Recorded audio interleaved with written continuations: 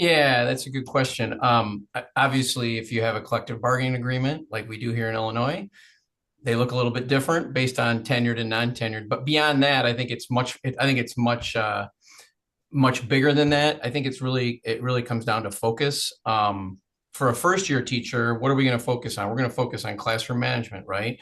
We're going to focus on how are we doing with transitions and managing time within the classroom, like those basic things.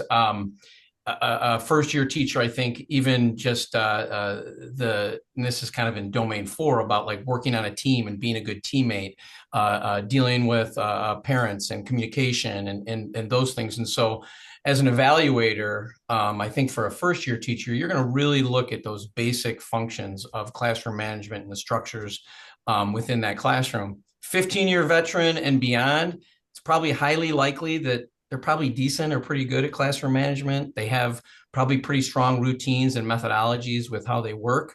And I think that's where it really becomes about feedback, and what are some of their professional goals, or what are some of the things they're going to be focusing on. I'll be honest with you. I think that some of our more veteran teachers, maybe they're not as attuned into, they probably didn't get formal training on small group instruction and guided groups and things like that. So focusing on some of those more detailed strategies, and I think it's less of hey, here's what you need to do as an evaluator. It's more of a reflective process and that interaction.